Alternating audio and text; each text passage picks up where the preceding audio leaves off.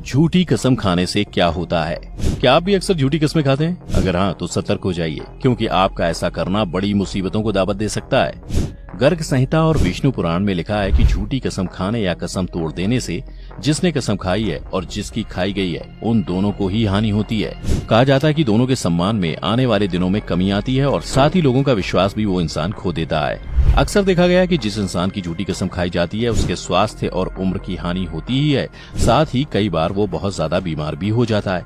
ये असर उस इंसान के ग्रहों के हिसाब से पड़ता है।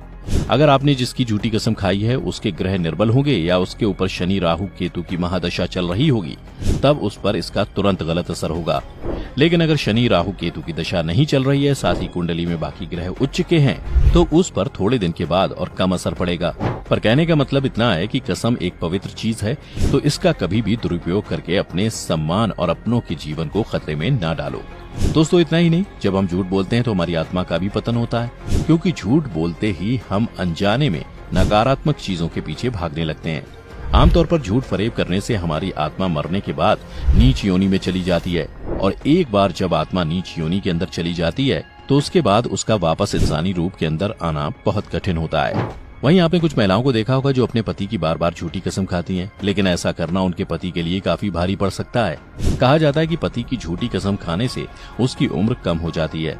एक बार सोच के देखिए, अगर आप किसी के सामने अपने पति की झूठी कसम खाती हैं और बाद में उसको सच पता चलता है, तो आप उसकी आंखों में तुरंत गिर जाएंगी। इतना ही नहीं, उसे ये भी लगेगा कि आपके पति का आपकी लाइफ में कोई मोल नहीं है। दोस्तों, झूठी कसम खाने से आपके रिश्तों के अंदर कड़वाहट पैदा हो सकती है।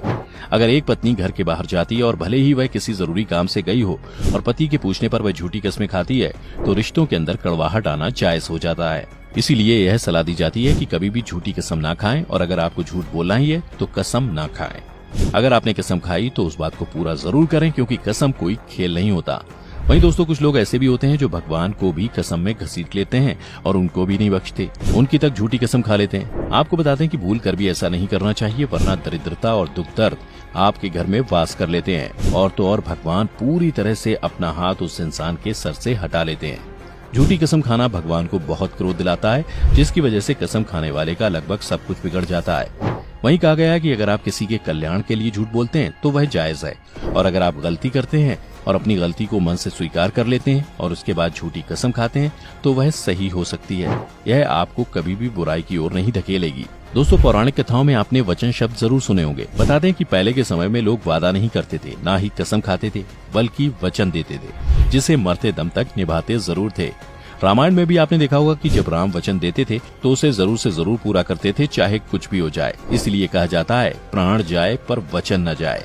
तो देखा आपने, झूठी कसम खाना कितना खतरनाक साबित हो सकता है। अगर आपके आसपास भी लोग झूठी कसम खाते हैं तो उनके साथ ये वीडियो जरूर शेयर करें।